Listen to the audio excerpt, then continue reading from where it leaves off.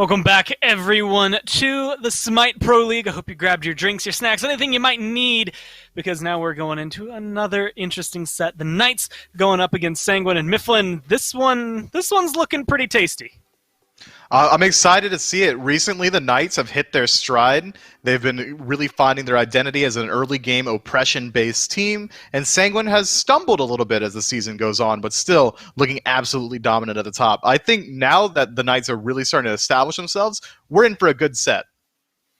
Yeah, I mean, if you're looking at this, it's actually interesting. If the Knights win based on their standings, they'll actually tie themselves up with Sanguine. If Sanguine wins, they tie themselves up with SSG. So it's either that fight for the top spot, or we end up with this hodgepodge of the top four teams being within, one game of each other each? So a lot of interesting things that could still happen. Again, the top two teams for playoffs do get a bye round in that first, round of play. So they don't have to worry about getting eliminated. They're guaranteed top four placing. So it's pretty important to be up there. Big for the Knights, big for Sanguine, either one to get this win. And the Knights, they are starting to look really good. They beat Ghost Gaming last week. They come in yesterday with a nice clean 2-0 against Renegades, even coming back from a deficit. This is a team that seems to have figured out what they're doing. It's hard not to talk about Paul and Scary D when you're talking about this new modern take on the Knights. Scary's looking like one of the, if not the most consistent soul laners in the league, and Paul's out here absorbing 6, 7, 8 bans per pick and ban phase, and he's still popping off on literally anything that's given to him. These guys have so many threats on their roster, kind of goes to show, these are the reigning world champions. And one of the things I think they've actually had to deal with this year, and we get to see a couple of highlights involving him, was the integration of Cuvo Fred, right? You're bringing in this new jungler. You've got 4 guys who've played together, and then the new guy who's coming in. And so getting some of the play styles, I think, to mesh took a little bit of time, but it doesn't seem to be slowing them down anymore now that jungler's online. Yeah, Cuvo's really adapted well to this squad. He's one of the few junglers that really pioneered the idea that it's okay to sit in soul lane. It's okay to help out your soul laner. And we saw that PK really was one of the first teams to camp out that soul lane and make sure that they get ahead there. And then from there, Scary D is going to straight up win you the game. This guy's absolutely nuts. And failing that, who else is going to win you the game? It's going to be Paul. Zapman's having a very good year. Neil has some of the most diverse and high impact play in support that we've seen yet. He's playing facilitators, he's playing late game aggression, he's playing early game warriors. This guy's diverse, and I think that's really the name of the game for all of PK. It's diversity in the picks that make it really hard to lock down what they're going to do. I think diversity in the picks, but you mentioned the fact that every single member seems to have an impact. The top 5 most picked gods for Knights are Hebo, makes sense for Paul, Matarasu, goes to Scary D, Hachiman for Zapman, Bakasura, Serket, one for every single role. So they obviously know that everybody plays a role here for PK, and the same thing could be said for their opponents today. The 5v5 is going to be important, and who does it better than Sanguine as of late? They've just been monsters, let alone the fact that Shinto is 30 kills, at least coming into this week, 30 kills above the next highest in the SBL in terms of who's been able to frag out the most. Sanguine just look consistently good. They're looking nigh unstoppable. The first time last week that we saw a team really attempt to ban out Shinto, that didn't work. He pulled out Hebo. Who knew this man had the God of Water hands? Because I didn't. We've only really seen him play Raijin and Merlin, and Why Would He Stop has been working for him. Switches to Hebo when he gets banned out, has a fantastic performance there as well. This Sanguine roster is looking really good. And even when you do target ban out Netrioid, who admittedly said himself that he has maybe the smallest god pool on his roster, he still has these fantastic pickups in Huyi's, can fall back to the Hachiman, the Jingwei. They're hard to lock down. They play a very standard style of Smite as well. They're always waiting for that 5-on-5 group. But no matter how much you know that, and every team has to know that by now, no one's been able to consistently stop them from getting to that phase. I like that the guy that flexed onto Freya earlier this year in the SBL is saying that he has the smallest god pool for his team. That's something I think Sanguine's bringing in, that it's just so difficult to predict. And maybe not in the same way that it's difficult to predict SSG, but that Sanguine, you go through the checklist, and if you get rid of all those gods, for some reason, they have a whole other list under the table that's going to be just as efficient. They've looked really good, and, Netrioid's been a big part of that. And we actually got to sit down with him to figure out what Sanguine's thoughts are on as they end up going up against the Knights here. That's right. I do indeed have Netroid here with me, the hunter for Sanguine, and they're on a hot streak right now. You guys did have a dip in the middle of the phase, I feel like, where you lost 3 games or so in a row, but you all are right back on track now. What were the adjustments you guys made to get back onto this hot streak? Um, the adjustments we made was like when we started losing, we said like, okay, there's something going wrong here. So let's just like, for example, sit down together and talk about the mistakes we're making and we need to improve. And then we all agreed to the point that we are like improving those mistakes. So next scrims and next SPL sets, we said, okay, we're doing it fine, so let's keep it up. That's good. I'm glad you guys are able to sit down and, kind of talk seriously about those problems when they happen. But what about you, man? I feel like you get labeled as a one trick sometimes because you'll play some of the same picks over and over again. But first of all, you play them really well. And when they force you off of them, you play other stuff really well. Do you feel like it's unfair that you've been given that one trick title? I mean, I don't judge them because whenever Jingwei is open, I always pick her. So it's kind of like, it's good. I don't mind. But like, I know for a fact that I can play other gods, so that makes me comfortable, and that doesn't bother me that they are saying that I'm a Jingwei one tricks, for example. Good. I wouldn't let it bother you, man. After some of those Ho Yi games, I don't know. I might rather you stay on the Jingwei. You were out there killing it. You all are playing the Knights here next, and I feel like the Knights are actually kind of on a bit of a resurgence here themselves, playing really well. What have you all noticed about the Knights' play style that you got to make sure that you really focus on here this next match? I will say that PK is a really good team that we have been like preparing for them for this entire week. So I think we're gonna do great, and if not, at least those are gonna be good matches. So the playstyle in PK, I will say that they play as a team too sometimes, but some other times they just play, for example, around Paul or Subman because they're popping off. There has been games where Subman has popped off, and same with Paul. So we don't know. We have to like figure it out as soon as we are in the game. All right. Well, good luck, man. We're trying to figure that out because it is not an easy task to figure those guys out. Appreciate you taking some time to talk to us, man, and I'm looking forward to watching it. Thank you.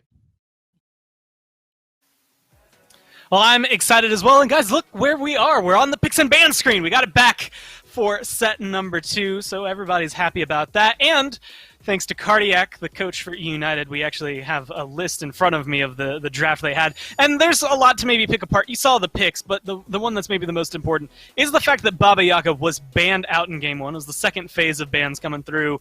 Heim, Morrigan, Baba being available, Merlin, Raijin, Afro still being huge in mid. Mifflin, where does your mind go for these bans? Well, I mean, this is a PK game, right? Maybe ban out Hell, maybe ban out Hebo. I'm always looking at Paul. Sanguine's in this game, so Shinto's here. Maybe get rid of that Merlin early on. There are things that you can't ignore despite this new availability of gods, because each team has star players that just continually rock out on these same picks. Don't let them get in their comfort zones, and I think that's going to be the argument for both teams. Whichever team can get a little bit more of their own comfort, it's going to be a little better off. This might be a monumental occasion. Depending on the ban here for Sanguine, this could be one of the only times Paul has escaped the first phase of bans without having a single one of his gods targeted. And of course, I had to jinx it right as we go into it. The Hell ban comes up last, but Kamazot's more likely like a solo-targeted ban, and of course he's just kind of really good at fighting.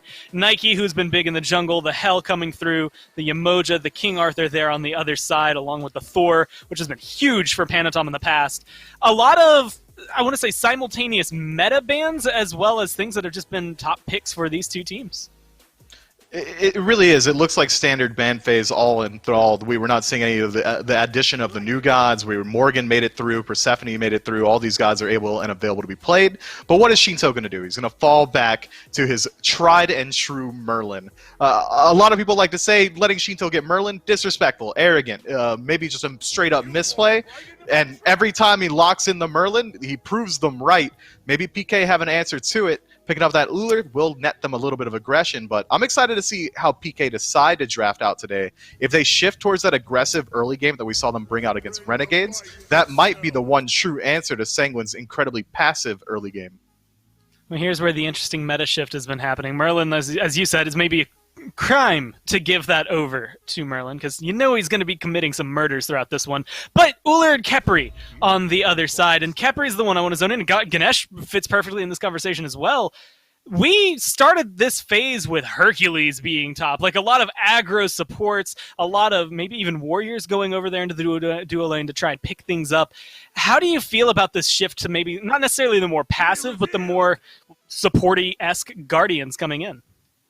I think it's going to come naturally as the meta progresses, because all of the teams that we're starting to see, where are the star players? You think of star players, you think Paul, Shinto, you think of Zapman, Barracuda. It's always going to be the carry or the mid laner that's really pushing these teams forward. So the best support that you can have is someone that keeps those guys alive, make sure they can stay afloat, keep their head above water.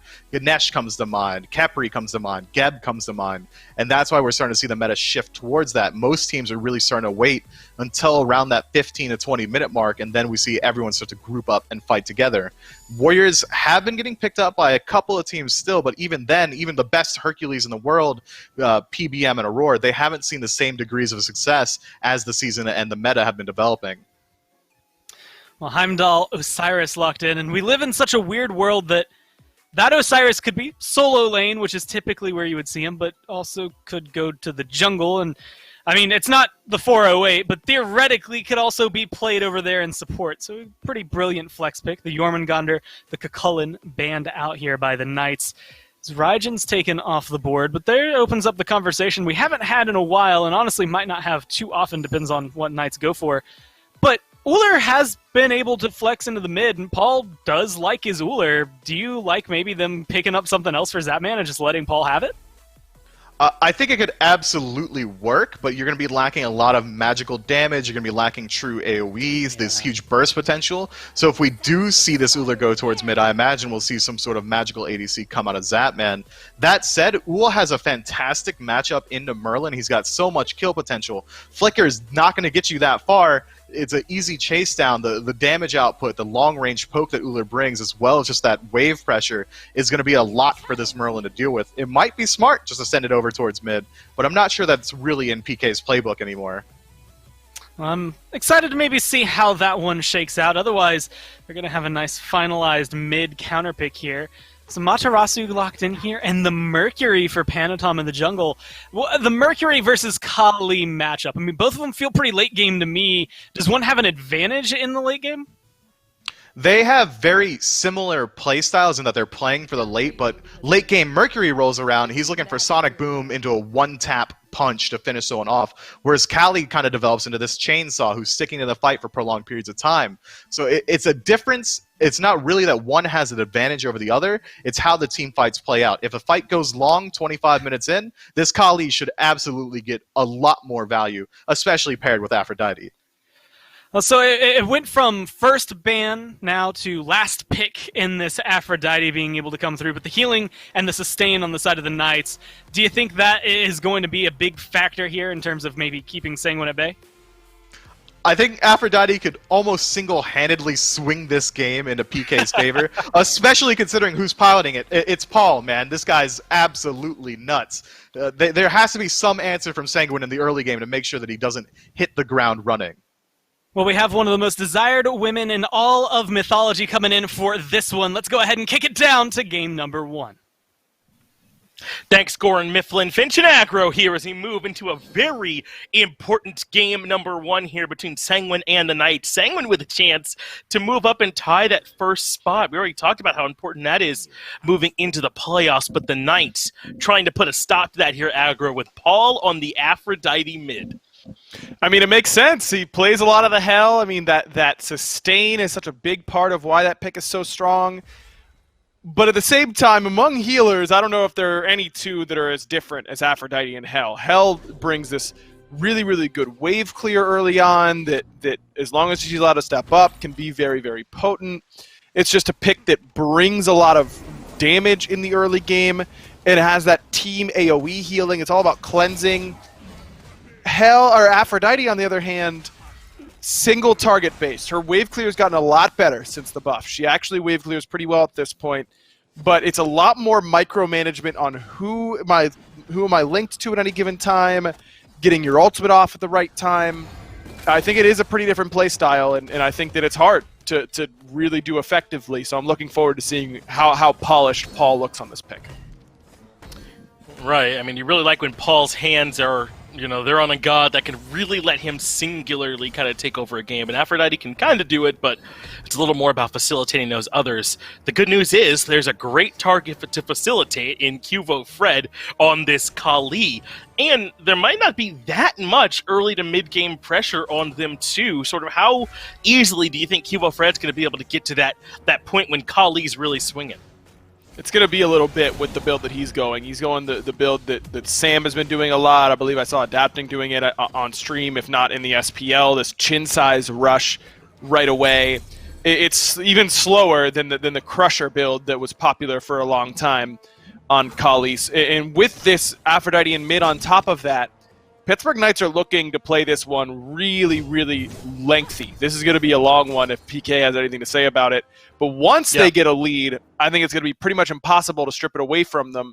And I think it's interesting that they put this super late game package with Aphrodite Kali in their mid jungle, and they surround it with early game with the Uller and the Osiris. So really it should be these side lanes where Fred can go to find his pressure and find his farm and lean on this early pressure that Osiris and Uller will have, not necessarily in that mid 3v3. Right, because they're not particularly the Kepri. Oh, hold up. Herwin in some trouble. Netroid, rather, not Herwin. In some trouble here on the left-hand side. He makes it out of there A-OK. But Cubo Fred, Paul, and Neoma are not going to be looking to be active early. Instead, it's Panatom that's ganking over towards Solo. Can't find a whole lot there, as Scary D is able to safely get back out of cover. Still, though, further pressure back over in left. Netroid making good use, though, of the Bifrost, able to get back behind that Tier 1 tower and stay safe. So really, there's pressure all over the map. It's the Knights with it over here in left, but it's Panatom rotating over and helping Sanguine find some in right. Rongyu's done a good job of keeping Netroid safe where possible as well. And this invade a little bit risky by PK just because they know Fred is on that right side of the map, but they've got so much fight potential that they probably felt like they didn't mind a rotation over too much. If they want to fight against the Uller early, Zap's probably willing to take that fight early if Sanguine's going to give it to him. And this is exactly what I'd expect from this draft from PK. Duo lane pressure, solo lane making sure that Scary is buying space so that he's not getting blue buff invaded, so that Cubo can consistently find that as a consistent form of farm. Really, it's just that the side lanes for PK have to stay afloat until this mid jungle comes up. And there's two ways that Sanguine, I think, can counteract this. You either just try and get all your pressure in mid, you group up as 3v3 early, and really try and set Paul individually behind. You try and find red buff invades through mid, back camp invades through mid, or you start ganking duo really early and force one of the winning lanes that PK was really relying on to be a winning lane to now fall behind and not bring that late game up with them. Whatever the method is for Sanguine, it's going to have to happen for sure, right? Because it's going to be, I mean, it's so difficult, I feel like, to try and find some kind of way to get past this Capri revive, all this Aphrodite stain and the Undying Love, the Kali reset. I mean, potentially, you might have to kill Cuvo Fred 3 times in the late game. That's just how much extra support they're going to be able to provide this Kali to just get back there and really wood chipper through. Maybe potentially Zapman too, depending on how comfortable that he's able to get on this Uller throughout this early game. So if Sanguine are going to be looking for pressure perhaps throughout these side lanes, or maybe grouping up in mid, as you mentioned, around Shinto and pressuring Paul, whatever it is, it's got to be something. I don't think nothing and then waiting for the late game is going to work for Sanguine this time. Agreed, because in order to lose with this composition late game, I think PK have to make mistakes. Sanguine can't just play better than them. The picks don't bear that out. These picks are so strong late game that you either have to beat them early and not let PK get to the late game, or PK has to make mistakes. And then Sanguine then has to be able to capitalize offset mistakes. But if PK play solid, good Smite at 40 minutes, they will win this game, just because they have so many win conditions. We overcommitted onto a target, and then they got Kepri ulted. We overcommitted onto a target, and then they got Aphrodite ulted. Kali 1v3'd our backline alongside our support, and we didn't really have an answer for it. There's just too many easy win conditions here for PK come late game. Panatom in the back has the Sonic Boom charged up, but Scary D is so far back that he should be relatively safe. You kind of saw the idea that with Yarkor going for the Dazzling Offensive, trying to at least force an ult trade and maybe set up for that gank to happen, but I think Scary's a little bit too aware that that was a possibility and doesn't end up offering himself up, so Panatom has to look elsewhere. And that's twice now, Aggro, that we've seen Panatom try to come over to solo lane and at least try to get something going, but there really has not been an opportunity. Feel like it's just a little bit easier to gank duo, but that's why I've liked Neil sitting in duo lane. Yes, it's making sure that Zap doesn't get as far ahead as maybe he could be, but remember, Zap's not the win condition this game. Zap is the quarterback taking the snap and handing the ball off to your Kali Aphrodite late game, and so instead of grouping up mid and letting your ADC get all this farm, Neil being over here really just takes a gank option away from Panatom, and that leaves you against Osiris. He's going to be building physical defense. He's got all this physical damage mitigation. He's Osiris. You're just not killing him this early in the game, especially as Mercury going for the Erendite build. This build really good once you finish your Erendite, but at this point, he's got like 15 power and 10% CDR, and that's about it. Potential blue buff invade here in the cards as Kufo Fred is lurking nearby, but with Panatom already in position, there won't be any big sparks flying here. He'll be able to secure the buff. And look at that. The Knights are ready. Paul and Neil considering it, but there just was no blue buff invade there to find. And you know what's interesting? I wonder if we'll see more of this kind of strategy up against Sanguine, because I know they're capable of having strong early to mid games, but so clearly their default style, their preferred method, would be to get you into the late game and try and out-team fight you. I wonder if kind of backloading your composition could be a good answer for them. I think that's a good observation, and one that I don't think is lost on PK. I don't think it's a coincidence that they're going for the most late game mid jungle you basically can against Sanguine, who hasn't really shown a propensity to steamroll teams early with any sort of consistency. They usually do want to take it towards that late game, and so PK just decides to play that game with them and feel like they can pick a draft that's just going to outplay them come the later stages of the game. So I think that Sanguine certainly is a team that can snowball games, but just hasn't done it frequently enough up until this point to make teams have to respect that piece.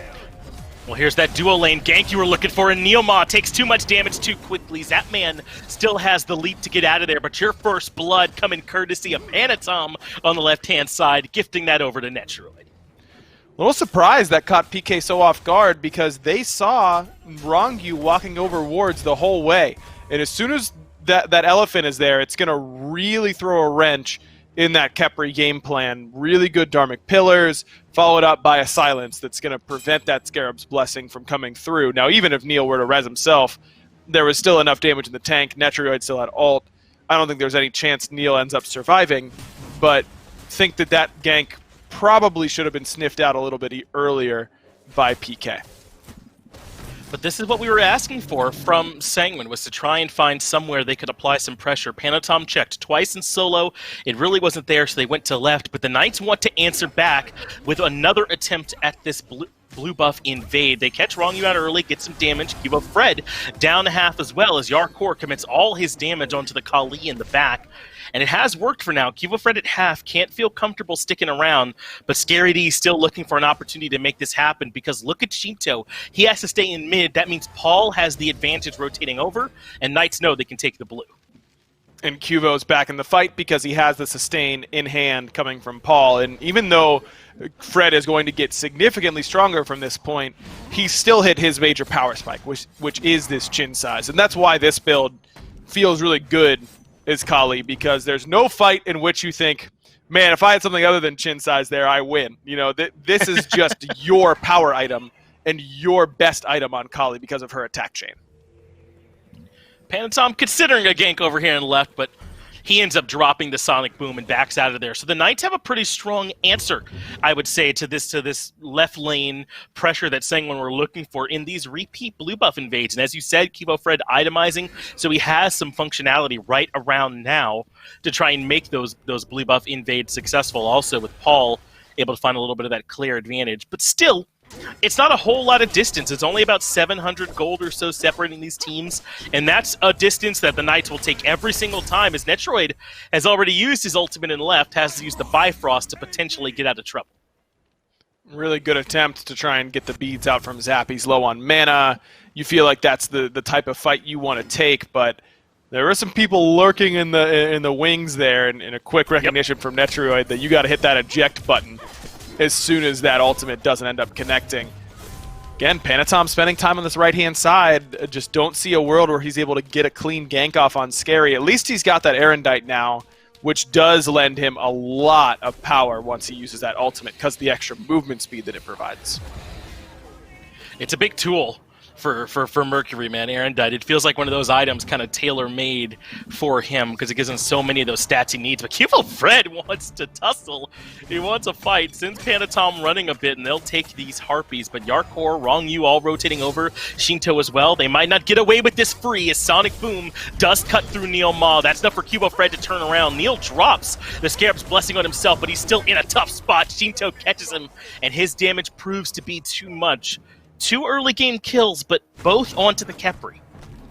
And neither one has resulted in a real lead for Sanguine quite yet. They're pretty much even still, which is acceptable for where PK is going to be later on. So these picks are good, but are they enough? And I would lean on no, because Fred is getting further and further ahead of Panatom despite these assists. Fred has really just been Farmo mode, which is exactly what you want to do on the Kali, and even though Paul's a little bit behind in mid, you trade that out for a slight lead for Fred, and you're feeling like your mid jungle is still just as strong at this point in the game. Well, I think it's because even though Sanguine have gotten 2 picks, only one of them has come on their terms. This second one, I think the Knights are kind of okay with giving that bait away when they were trying to look for these Harpy invades, as Cuba Fred finds another one here, and Panatom interrupts his back. It's really just Panatom's kill they found in left on right onto Neil that they've kind of been able to get on their own terms. And that's just not going to cut it when it comes down to shutting down this mid jungle. Sanguine's got to have that timer, that they know that they're on a clock in this game. There's no set time, but you get to late 20, early 30 minutes, you're feeling like you're running out of wiggle room to win this game, I think. So we're approaching that number pretty quickly. But I do think that Sanguine, I mean, look, these guys are really, really smart players. They know that PK's late game is really good. It's not going to catch them by surprise how good it is. Right. But I just think that they feel that they don't need to play outside their comfort zone, that they can beat them, they can force PK into mistakes like I was referencing earlier, and then be able to capitalize on it and win through what is a very difficult late game comp. Certainly not a 0% chance they'll win, but it just feels like it'll be harder for them as another blue buff invade is in the cards. But Cubo Fred gets sent running. Yarkor, Rongyu, and Panatom all there, and without the mid laners there this time to kind of give the Knights the advantage, they just give it up. So really, the Knights have this extra thread they've kind of been following all game long to see if maybe they could find a little bit of extra pressure over there in the solo lane, but Sanguine have done a bit to answer back to that and not let it get too far out of control. We follow along with Netroid here on this Heimdall. And Aggro, now that you've gotten a chance, I feel like, to see a couple of Heimdall games, I feel like I'm pretty comfortable saying this god is strong. Like, yeah, he's really good. He's really good. He just really is hard to kill for assassins. And one of the strongest things in the meta right now is assassin itemization. I know if I said assassin, Sino would be coming for my throat, so I got to be careful. But it's really the fact that Heartseeker late game is really good, Erendite late game is really good. You just have all this burst damage, but Heimdall is really, really hard to dive because of that Bifrost teleport, because of the knock-up immunity and the knockback on the Gallarhorn, and because of that ultimate CC immunity, ton of damage up front, and as a little mini dash at the same time. So it's just hard to kill this guy late game, and he hits really hard at all stages of the game. So you really don't feel like you can take profitable trades against him really often. And then in the moments where he gets to late game, not only will he not die to your backline dive, but he will kill whoever is backline diving him. And not many hunters can do that. Jingwei often can get away, but then has to reset, fly back in, and then cleans up late game team fights. You know, Ho Yi is really there to get away and slow down the advance with that ultimate, and then pick apart the guys who come at him slowly one by one. Heim will just rip through your team with his damage, and his team fight presence is good. He's got a big AoE slow. It's just there's not a whole lot that you can do against a Heim who's really, really good with their Bifrost placement and understanding their positioning in team fights. I think that there is there's a skill gap there for Heimdall, but that's kind of what the SPL brings, right? I trust all of these hunters to be able to execute at that level that's necessary to really get the most out of Heimdall. And so there are times when he really can feel oppressive, but you kind of got to remember there's a lot of stuff that they have to do right. The Bifrost management is so important, right? Finding ways to get that auto attack reset in is going to be critical for you as well. Where do you use that ultimate in the fight? It's almost like a support tool at times because you pick someone to remove. There's a lot of places where the skill gap for Heimdall can show up, and on our top tier hunters, I think, showing you what that high end for him can look like. I wouldn't be surprised if I started to see Warriors pick up beads against Heim to just make it easier to dive in. Sure. I mean, he really does. So much of your job as a hunter in the SPL is peeling for your mage and vice versa. Your mage's job is oftentimes to peel for your hunter. He peels so well because of that knockback and the slow and the ultimate that it's pretty hard. Panatom drops the Sonic Boom, but Zapman has Neil Ma here. The kill potential virtually zero, but they'd love to get some relics, but Zapman stays calm, able to hold onto the beads. Neil Ma holds onto his ultimate too, so not a lot gained there from Panatom.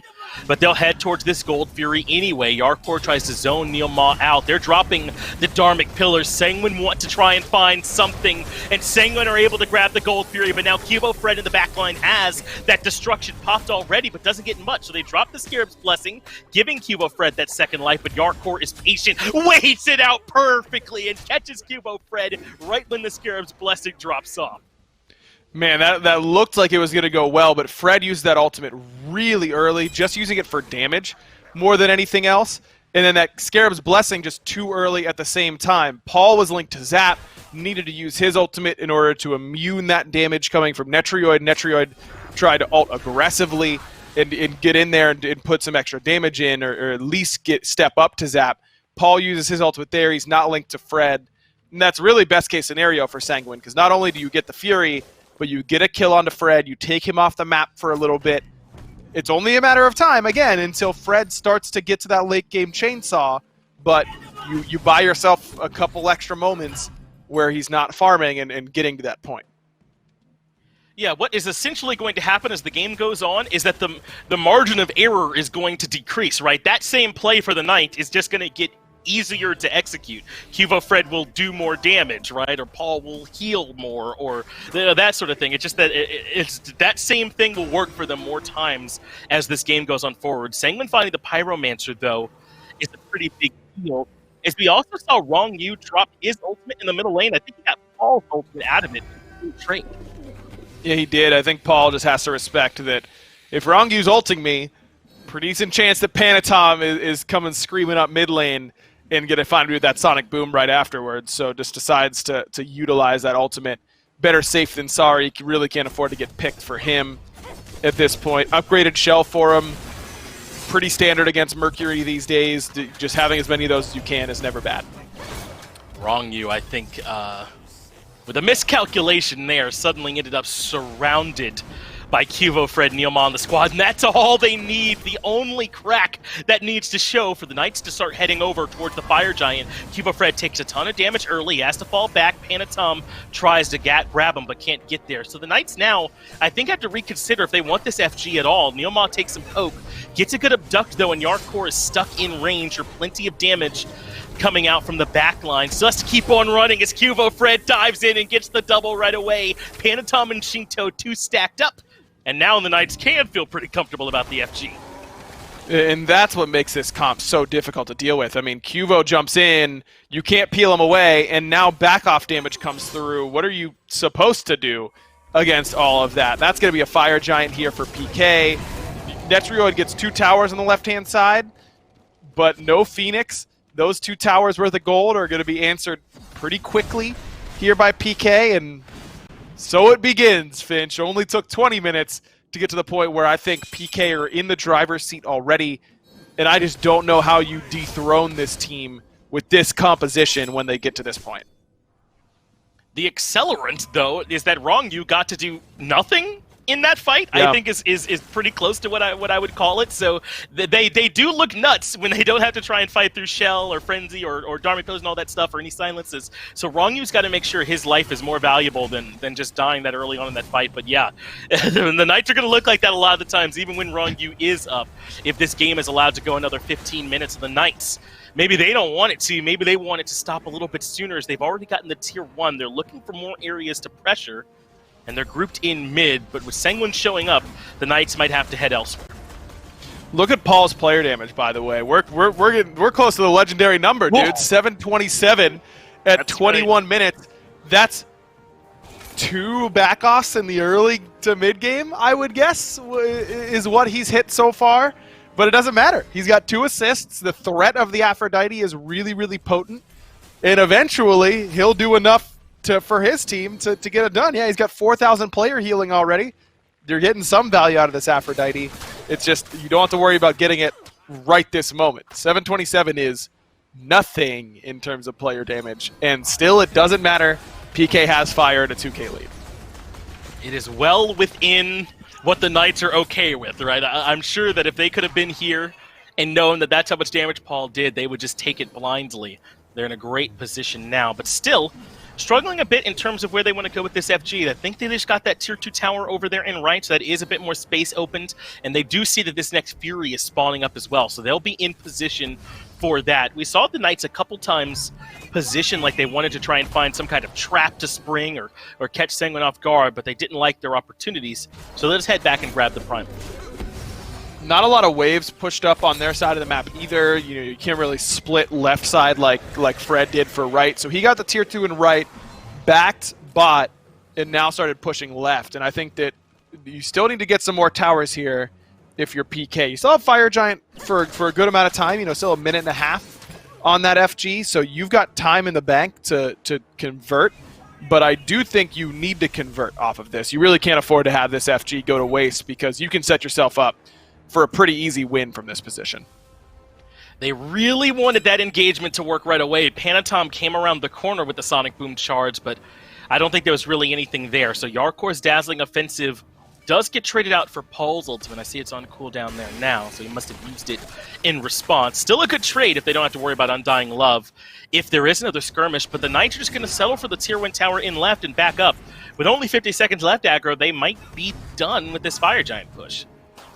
Looks like it. I mean, a 4K lead now, probably not as big as you would like. I think they would have liked to see that mid tier 2 go down or that left tier 2, just one more tier 2 tower, push you up above 5K.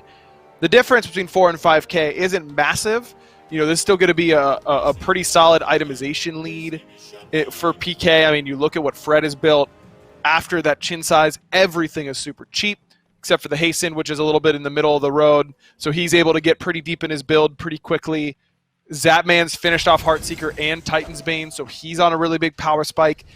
Pittsburgh Knights got where they wanted to be, which is deep in the build, level 20 on all their carries, but still wonder if they could have grouped as 5 instead of letting Fred split push that entire time and thrown that weight around a little better.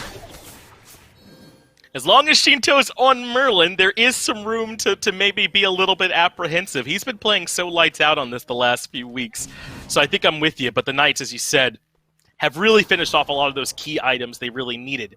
So this next fight around the FG in 35 seconds or so is going to be huge. And with all these towers still up, they still have the tier 2 in left and mid, the right Phoenix and all those are healthy. This is one Sanguine's got to be there for. It's just going to be a difficult battle. They got to keep eyes on where Cuvo Fred is and make sure they're forcing out all those extra lives, I think, somewhat efficiently. So tough to do. I mean, I can't imagine that Fred's going to be super split from here on out. I think that this is going to be a pretty quick group up from PK. I mean, Scary pushes out that left wave, put a little bit more pressure on that tier 2, finish off a Spectral Armor.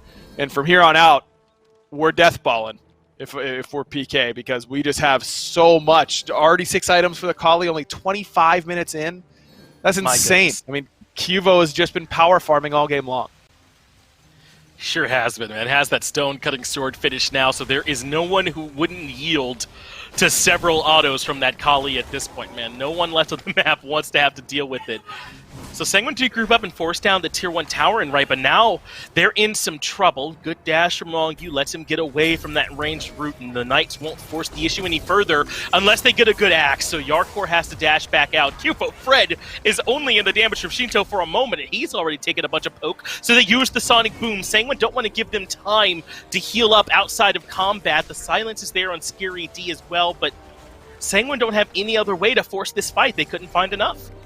And PK, slow and methodical, waiting their turn. And ready to get right back in. Dharma Pillars does come out from Sanguine to try and slow down the aggression, and Cubo Fred is low, but he'll step back and heal. Panatom knows if he can find an opening, he can blow him up quick, but none is there. Instead, he has to use beads to get away from the Lord of the Afterlife from Scary D. There's that mini root there for a second, and Panatom wasn't dealing with it. He is out of there. And you got through 2 of the lives, Destruction and Undying Love, but Scarab's Blessing's still up and still scary here for PK. And the Fire Giant's already down. Knights grab it. They've created enough space on the back of that fight. And I think Sanguine went about as patiently about that as they could, and there just wasn't any cracks showing in that armor. Now Rongyu grabbed by the Abduct, pulled back in, and he's just too easy of a target. Zapman gets the kill. We may only have 7 total in this game up until now, but this is just what the Knights were looking for. No waves for them, though, which is going to make a Phoenix Siege difficult in the 5v4. I mean, that wave is really not coming in mid either. It's really pushed, so this is going to have to be a backdoor. Neilmaw takes a ton of damage. Sonic Boom for Panatom hits 2 members, and the rest of the Knights try to keep up a chase afterwards, so Panatom is already out of there. That does slow them down for now. Gets the Undying Love out from Paul as well, but they still have Neilmaw's ultimate. Kyo Fred will be up shortly. Pittsburgh Knights have plenty left in the tank.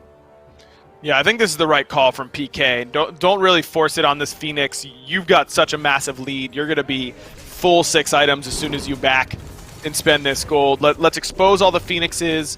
We can get this last gold, this Primal Fury on the way out if we want, or at least this way, if we go left, we've got a wave with us. But this is interesting. I mean, no 4-1 split like we usually see.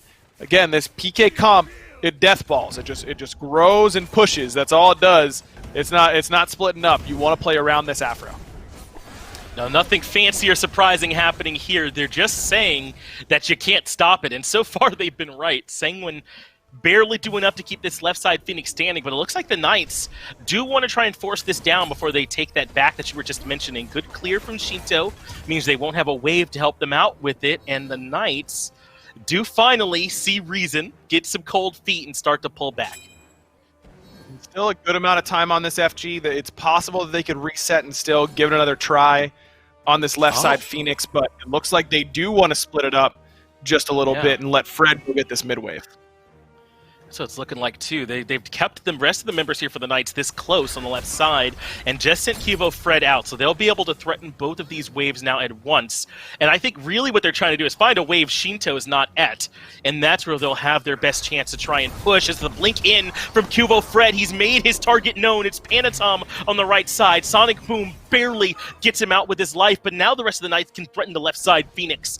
And there's not a whole lot that Netroid and the boys can do by themselves. Left side Phoenix comes down, and the Knights got what they wanted. And Fred nearly one-shot Panatom in conjunction with Paul. I mean, Paul's back off does a ton of damage. Fred has to use his ultimate, his beads, Paul's ultimate. But at the end of the day, he still survives. Sanguine still lose left side Phoenix. They're still going to lose his Primal Fury. And now the base is open for PK to really put pressure on this mid and right side Phoenix, whether or not they have FG, because they've arrived. They are full build now. Can't imagine that Paul doesn't have enough gold to go back and finish off his Chronos Pendant or his Rod of Tahuti, whatever he wants. You've got options now for PK. I think this is part of why 10th picking that Aphrodite was so strong as well. Remember, it came in at the very end of the draft for the Knights overall. Man, there really wasn't much Sanguine could have done to try and prepare for it in between knowing they're playing the Aphrodite and having to execute. So they tried to find some areas they could establish some pressure. Panatom looked for ganks over there in solo a couple times. There just wasn't really any opportunity over there. Scary D played it well throughout that early game. Agreed. I think that PK just is a team that really understands their win condition. I think that they understand the macro of the game really, really well, and knew that they didn't have to rush this game at all. All they had to do was not lose it early. And if we don't lose it early, we're probably going to win. And I think that this is a team that showed that display even early last year, even when they were losing and struggling. I think that was something that always stood out to me was how well they understood the big picture in their games, and it continues this year. That's great work from Neil. He's basically stripped Shinto of all his safety at this point. Scary D tries to capitalize but can't. But what's this? The key piece of the death ball, the key cog, has now fallen all on its own. Panatom finds nothing with that sonic boom, but with Cubo Fred dead, Sanguine are ready to step on the gas. The Dharmic Pillars isolate Scary D. He's been slowed. The Silence Men, he had no options. They force out the Scarab's Blessing from him early, but the Knights are out of there. But this is all so perfectly timed. Now Sanguine have the numbers advantage right when the FG is about to spawn. But they still have pressure on that left side, those fire waves coming in, and PK somehow know that everyone reset. That's so much damage. Netroid's in trouble now, is able to find some refuge in this alcove, but it's only a moment of time he's buying. Netroid falls the second the Aegis goes down, and that's it for all their advantage. Panatom had to go back to defend that left side wave, and now the Knights can start up the FG relatively easily. Sanguine are on their way in to try and contest it at this point, but Neo Ma can be the zone. Paul steps off at 2. They'll take the fight here instead. Yarkor will be that frontline member for them. He's done a good job so far. But the Knights certainly want more action here. They recognize how low Rongyu is and continue to step forward. A 3-man stun, though, is pretty big. Sanguine do find the answer back with the Dharmic Pillars, and Panatom crushing Zapman. Paul feeling that difference between Hell and Aphrodite. He could only save one from a sick Dharmic Pillars that came down. Zap didn't use the Aegis in time and got stunned right on that Dharmic Pillar line. Tons of damage coming from Rongyu and Panatom on top of it. Sick ultimate from Yarkor and Rongyu. Those two frontliners really combined perfectly there. If Paul didn't have his ult, that would have been a triple kill for Panatom most likely with how strong those ultimates combined. It is still surprising how that fight ends up, right? Because it starts with Sanguine being able to find a pretty critical pick and feeling like maybe they had a chance to enact something on the map, but that earlier pressure the Knights had kind of spread Sanguine out. They lost another member, and now Sanguine are back in position to defend around the FG, but instead of maybe having a window where they could reclaim the lead, they're basically playing catch-up up against the Knights again. It's certainly not ideal. I mean, you get best case scenario, you kill Kali before she can ult, and she's not tethered to that Aphrodite. I mean, Fred just makes a pretty critical mistake and gets isolated, but through his own choice, it looked like, and Sanguine's still unable to really do it. And that's what I'm talking about when I say that not only does PK have to make a mistake, but Sanguine have to punish it perfectly in order to really feel like they are in control of this game late game, and we just haven't seen it yet.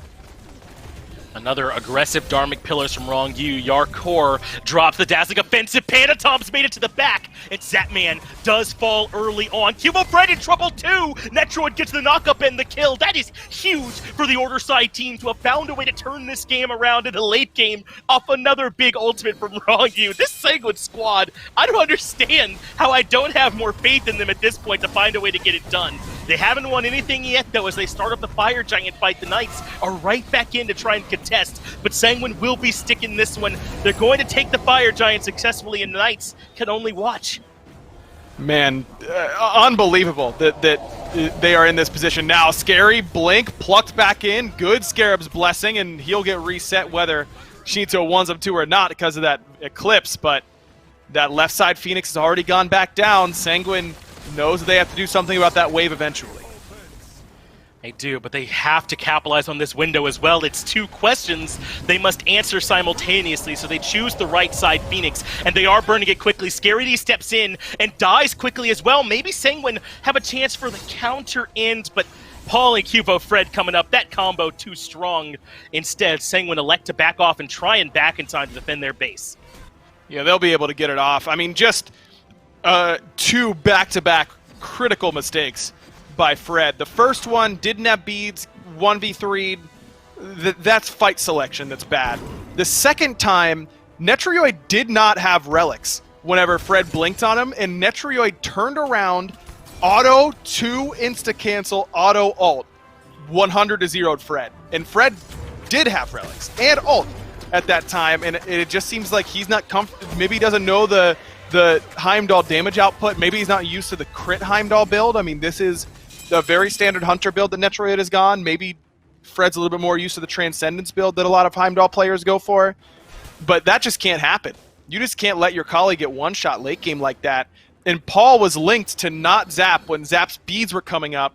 In a fraction of a second, Panatom finds a beautiful flank, a beautiful ultimate, and one-shot Zap before he's done spinning around in circles off that sonic boom. And again, it's these mistakes from PK. Paul not linked to the guy who doesn't have beads, linked to the frontliner instead. Whether that's Zapman being in the wrong position because he's not linked, or Paul not being linked to the guy he needs to be linked to. 2 critical mistakes blow the game wide open for Sanguine. It's worked so far. Still feel like Sanguine is really playing with house money with the way PK's playing. What is this positioning here from the Knights? Maybe they're waiting on someone to come alone to this speed, and it should be a relatively easy free kill for them.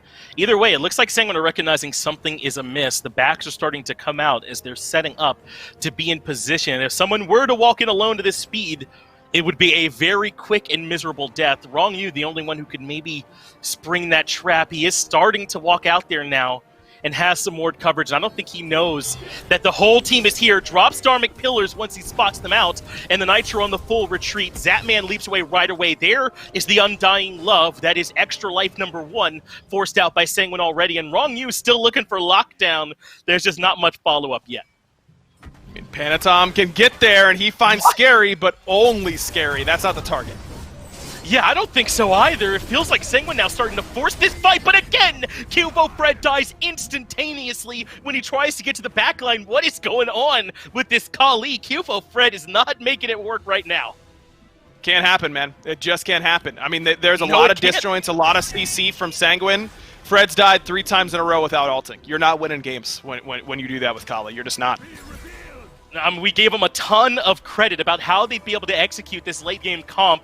And weirdly, they've looked better everywhere else this game. Wrong You drops the ultimate. Again, Yorkor heads to the backline, and Sanguine feel unyielding. Sanguine feel like they're going to find a way to turn this one around somehow, but Scary D has moved back in. He's pushed back all this aggression from the Order side team, so even with the Frenzy and all the abilities used, they cannot find their kill. In fact, they need to get back and make sure the left side Phoenix stays healthy. And that's why PK's pushing out a little bit. They want to keep someone here from Sanguine at the very least to stop this back, but they won't be able to. Sanguine's able to disengage enough. I mean, normally when we're talking about games that really should have been wrapped up, this one had a bow on it for PK. With this draft, the way that they were playing, that they got that far Phoenix, which is exactly what you want to do, and they've just made mistake after mistake after mistake in order to let Sanguine back into this game. And credit has to go to Sanguine. They've put themselves in positions to force mistakes from PK. Netrioid has played these dives by Fred absolutely picture perfectly. But that's what makes this comp so strong, Finch, is that even when they play picture perfectly, Pittsburgh Knights have the rock to Sanguine Scissors. They should be able to be, if everyone's playing perfectly, Pittsburgh Knights' comp wins. But Pittsburgh Knights are playing very far from perfectly right now, and Sanguine is playing perfectly. And that's why we don't just, wipe our hands of the game as soon as we hit 40 minutes when we know which draft is better late, and we know, Cooper's not in there calling the game like, hey, Sanguine, you only had so much time, game's over. That's not, you got to play it out. You got to earn it. And Sanguine are just playing outright better than PK right now. Well, the Fire Giant being started by Sanguine. 39 minutes into the game, basically 40. They have it down to half, but they have to reset once the Knights show their full strength. And I don't want to make any bones about it. I know the execution hasn't been there, but this is still an uphill battle for Sanguine, right? Now that the fight is fully reset, there's no beads and shell for Paul, but this still isn't easy. They pop the Frenzy. They want the Fire Giant. Sanguine able to grab it. Scary D thrown back into the CC chain, takes tons of damage. But what about Yarkor? Sonic Boom hits on the Cubo Fred, but he's able to keep right on going. They've got him silenced, but they drop the Scarab's Blessing on him too. Anything to keep this late game Kali alive as Wrong You falls as well. But Panatom gets the backline, gets Cubo, makes the double kill as he finds Zapman as well. Scary D falls as Panatom gets the late game triple. And Sanguine will not be going home this easy. Panatom might be finding himself a quadra kill right here, and Sanguine are going to pull this game back from the brink and beat Pittsburgh Knights in a game that I thought might just be wrapped up. A great performance from them. Panatom just has an incredible game on this Mercury. It is really the other late game hyper carry assassin that's in the meta right now. There was a lot of pressure on him to outperform Fred in the late game, and boy, was it not even close in terms of who had the bigger impact. And I want to give a ton of credit to my man Wrong You as well. I think he played this Ganesh about as well as you could ask for in the late game, man. What a huge win for the Sanguine boys here in game number 1. Perhaps one of their biggest individual game wins ever, not just in terms of its stakes, because obviously first place is on the line, and that gets you your guaranteed quarterfinals, that bye all the way through, but also because I think they were kind of up against it here in this game, Aggro. They were not favored by any stretch. Yeah, like we were talking about. I mean, if teams think that, oh, you know, they are only going to play us late game, so we'll just pick for hyper late game and we'll just beat them because our draft is better. No. You've got to still actually beat them late game, and it still seems like a lot of teams are unable to do so. PK on that list as of now. Well, that is tough. I don't know how you go back to the drawing board on that one, because essentially, according to the plan, it all went the way that you would have wanted. The Knights got to figure something else out, though, and I'll get it back over to Gore to try and break it down. Well, before we break it down, Chad, I just want you to know I'm not Dave. But this drawing is Dave, and it simultaneously captures how handsome he is and how well he sells chair. Which brings me to my next point, or maybe my main point. Use code SMITEMAX to save $50 at needforseat.com for a Maxnomic chair. Don't do it for me. Do it for Dave. And honestly, it's one of those things that it's going to save you money. It's going to give you something comfortable. When we come back, you're going to have to look at my chair. You know what my chair doesn't have? It doesn't have my logo. It doesn't have a name on it. Look at this thing. It might as well be in the trash right now. I didn't even save $50 when I got it. So just use that code and do it for Dave. And Mifflin, now we can talk about... Actually, before we go on to that, I'm going to shout out Daniela62233138, because she's the one who drew that amazing picture of Dave, by the way. So shout outs to her on Twitter. Now back into the game. That didn't go the way I expected it was going to go after 20 minutes, and I don't think you were maybe in the same spot as I was. I mean, you got Kaliel, Capriel, Afril. That's 3 spare lives for the Knights in a fight, and it never seemed to matter when we got past the 30-minute marker. Yeah, I had completely written off that game as a PK dub at the 20-minute mark. The slash line 3-3, 20 minutes into the game, goals completely even. PK win a fight, get Fire Giant, and get largely nothing on the tail end of it. 2 tier 2 towers still standing on the side of Sanguine, and from there, I was like, you know, PK should still absolutely win. They drafted possibly the best late-game team comp I've ever seen, but Sanguine just outplay them across the board, taking fight after fight, getting Fire Giants back, playing slowly despite losing Phoenixes. I mean, Sanguine was just the better team. Yeah, I mean, they played it. I was even writing down, the first note I wrote was, hey, there's 2 upgraded shells to hurt this Mercury. We've seen what that's done in the past, and for a lot of Mercuries, that was enough to stop it in its tracks. And I'm going to steal this phrase from Aggro, but PK have switched into this kind of slow and methodical playstyle, but as the game went on, it felt like Sanguine just adapted to it, right? Early on, they were looking for those fights and not finding them the way they wanted to. Later on, they forced the Knights to make these small mistakes and then just tore them apart because of it. I mean, you say force the Knights to make mistakes. I say Cuvo disengages his brain and walks into 3 back-to-back team fights and forgets that his 4 key is bound. I mean, you have an ability that makes you death immune, but you're dying. Question marks there. Panatom, though. Yeah. We were worried about that late game hyper carry potential from Mercury versus Kali. Yeah, Panatom picks up an unofficial Quadra to close this game out at 40 minutes, and the majority of the damage was solely from him. He's 100-0ing at least 3 members there. I mean, this guy is just making his face known to all the fans of the SPL. I mean, what a dominant performance.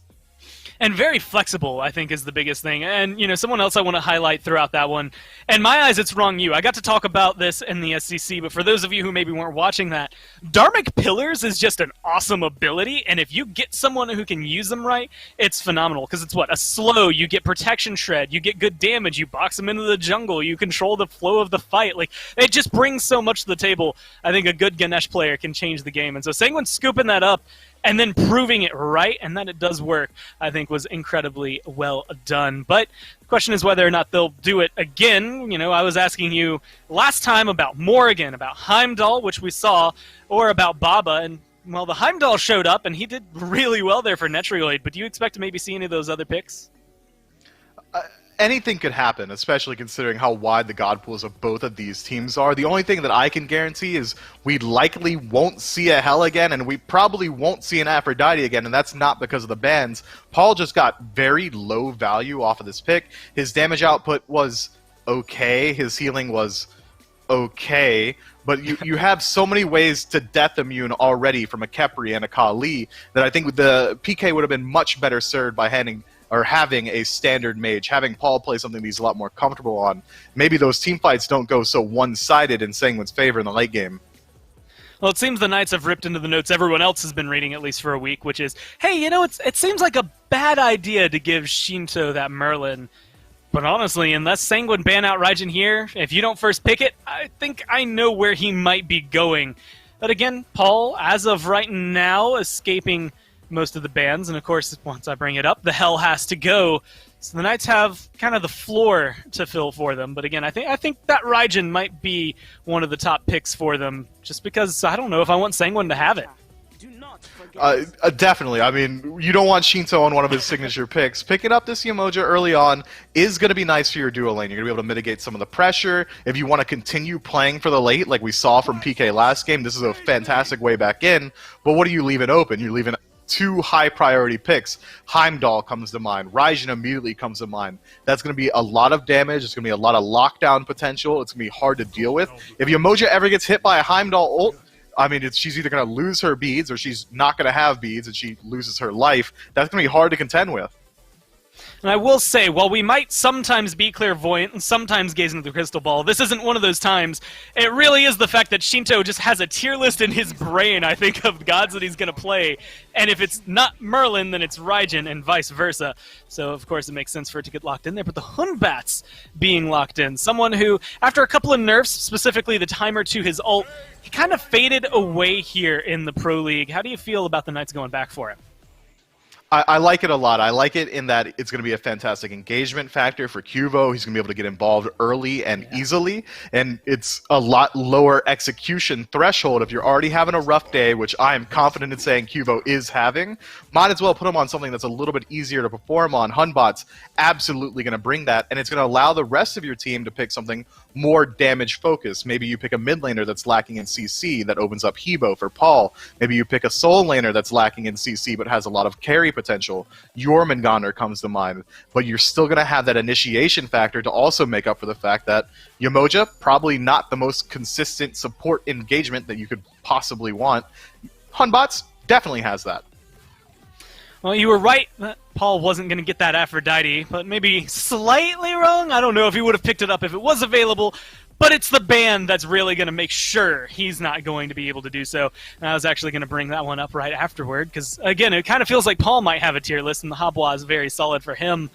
And, I mean, how big of a win is it to look at one guy on the Knights and recognize that I feel like almost every single game he's in, he's 60% of the bans the other team has to have. It probably feels good for everyone besides But that Paul. guy. Paul wants to play these characters. That's why they're getting banned. But Zatman's probably sitting around like, oh, I got third pick Uller. Feels pretty good. And having that lightning rod on your squad and having this dude who, despite getting 4 or 5 bans targeted towards him, he's still able to perform at such a high level. That is such a huge asset to PK that it really leaves open a lot of really meta picks for the rest of the squad to take. Thoth comes to mind as one of the strongest artillery long-range mages. It's not in Paul's immediate playbook, but if you were to ask me if I think he could play it at the top level, I could confidently bet on the fact that he can. Yeah. And, well, we're probably going to get to see that one as Achilles is locked in there at the end of the Knights. I feel like Yarkor is flexing around a little bit as well, in the sense that he really had, one god that he would consistently play. I'm thinking specifically in the Jormungandr that he would maybe pick up. You'd maybe have a couple others he would go back to, but now we've seen the Amaterasu, the Cucullin, and here with the Susano. How are you feeling about Sanguine's draft? Is this a 2-0 territory, or are the Knights bringing this one back?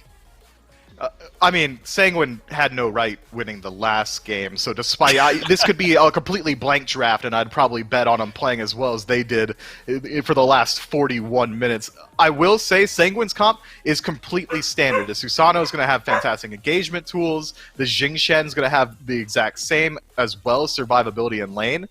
PK playing a lot more standard this time. Maybe they can run away with an early lead and actually push it into something that makes an imprint in the late game.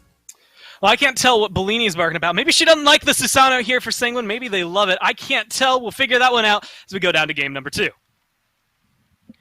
Thanks, Gore and Mifflin up there, guys. It is still game number 2 here with Finch and Angro, as Sanguine, sort of as they alluded to on the desk just now, kind of got away with the robbery, it feels like, in game number 1. So the Knights make some adjustments coming into game number 2. Kivo Fred on the Unbach this time and get active much earlier on in the game. Paul on the Thoth. Neil gets to play Emoji, a pick that he's looked great on.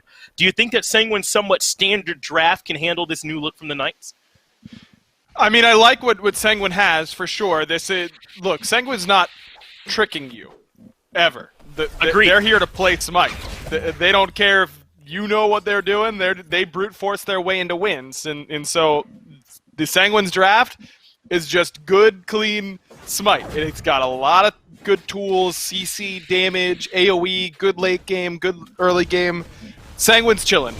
PK, I think, have the bigger burden on their shoulders right now, and I like this different look. Neil and Zap playing really, really aggressively on this side of the lane.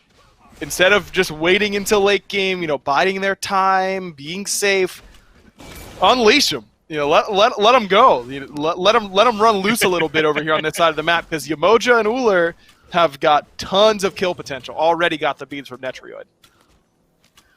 That's right. Netroid going to have to stay underneath the tower as this Uller Yamoja lane does as they often do and establishes pressure early on. We'll keep our eyes on if they're able to find sort of repeat buff invades on the back of it, but for now, there's really not much for them to get from the jungle. They'll take the Alpha Harpy and head back over to the lane, as you'll see early on. Another thing to keep in mind, though, is that we do sometimes see these early jungle ganks. Cubo Fred is known to do them sometimes, not as much as someone like Lasbra might, but they might come back over there if they know that the Knights will be pushed up to their tower line. I mean, might as well. You've got so much extra space to work with, but trying to gank something like Yamoja Uller is pretty tough because of their great turnaround potential and the mobility there for Neil on that pick. You've got pretty good CC coming out of what Sanguine has, but we'll see if that's enough to set up a potential gank. Fred likely not going to be doing a whole lot of ganking until he hits level 5. Hunbats just really doesn't have the tools without a Fear No Evil to find early kills. Right, basically a slow on his 1 is about what he offers for CC, but Panatom is happy to take up the mantle. Netroid gets first blood for Sanguine as there is an early gank onto this pushed up duo lane. And that's perfect timing because purple buff's coming up. You know that's exactly where Neil and Zap wanted to be, which was on the tower line, making sure that they can potentially get that invade going. The extra vision provided by Heimdall's 1 makes sure that there's no one else around, that Fred isn't there counter ganking or anything like that. And Panatom's speed is just now respawning. So he's there, a few seconds later than Fred, but really doesn't miss out on anything. There really aren't that many windows in the early game. SMITE jungle camps respawn very, very quickly. there's always something to do. And you really, at a pro level, anytime you take a gank that isn't guaranteed, that isn't going to be guaranteed kills, you can really only afford to take that whenever everything is down, because otherwise you'll start to fall behind really quickly. There aren't that many windows, but that's one of them. Right before the purple and speed respawns, and Panatom's right there on time, perfectly done by Sanguine's jungler. It was. I credited, maybe Lasbra. Sam comes to mind, too, over with Ghost. He likes to gank in that window that you just highlighted pretty well. And Panatom showing that's not foreign to him there either, even though they normally like to wait a bit longer. Certainly able to execute there relatively quickly. And I'm surprised every day that we don't just see more Susano. I think that he does have plenty of pre-level 5 gank potential. And obviously, once the Typhoon is there and he gets to the late game, he's hard to beat. But Cubo Fred wants some revenge. Fear no evil, following with the Sacred Fred. Monkey bounce. And oh no, Cubo Fred's rough game 1 continues into game 2. It feels like it's a little bit forced there, isn't it? I mean, that's just a fight that isn't 100%. He's only sitting on boots 2, so that Fred's played more Hun Bats than I've played anything. I mean, this man just played a million games of Hun Bats in his career. He knows his damage output is going to be really close there. Without Paul, he had just reset. I think that he's just trying to force it a little bit too hard after knowing. I mean, Fred's been around a long time, man. He knows that is not what his team needed of him in game 1. Right. A little bit of a ball drop in game 1, really, I think would be fair to say, and maybe feeling like he needs to make a bit of a hero play in game 2 on the back of it. Now it's Panatom trying to force some gank action to happen. They look for the CC chain. Zatman with the turnaround axe almost saves his life. He must have absolutely not had the leap at that point, but it just wasn't enough. That's the 3rd kill now for Sanguine in this early game. And it's all centered around Panatom, which is truthfully worst case scenario for PK, because he scales so well into the late game. He's on such a hot streak. I mean, this guy has been red hot basically all year. You can point to 2 maybe games where Panatom wasn't performing at a super high level. Other than that, it's been top of the SPL for him. I mean, he has been that good in the jungle. I've been super impressed with Panatom so far this year. And this is a momentum guy. All of Sanguine is, I think, a pretty momentum-based team. They love to ride that wave of emotion. You watch the videos they put out on their Twitter or anything like that of their in-game comm moments.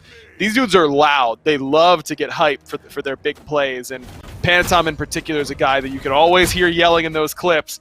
Getting him 1-0 and 2 on something like the Susano early is sketchy for sure. It's not a good look, man. And the Knights are certainly not in a position where they can't recover from this, but I don't know. I feel like you would be correct to say that they are somewhat early skewed here, right? I mean, with this Uller and this Achilles sort of on their side, Yamoja is strong at multiple points, but falling behind here, it's going to make life much, much harder. I mean, PK's team fight is good come late game. I certainly like their tools later on in the game. You've got Yamoja, you've got Thoth, who's still a premier late game mage. It's not like PK is really relying on snowballing early, though I do think that they've got much more potential to be aggressive in the early game in comparison to their game 1 draft. But you just feel like mentally, I mean, at some point you get that great game 1 lead, you throw that game, now you're behind early in this game. I think it taxes you mentally a little bit. It does, as Panatom looks to try and spread the wealth over in Solon lane. Does get the ultimate out from Scary, but not a whole lot else on the back of that potential gank. And you know, it's interesting. You were talking a moment ago about how great of a season that Panatom has had, as Yarkor could be getting ganked over here, but I think he's back to his tower in time. Cuvo will potentially look for blue instead.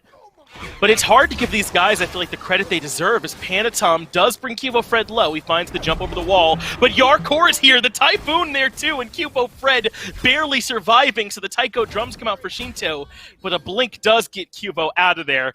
I suppose I won't have time to make the point I wanted to, actually, as there's been plenty of action this game. No.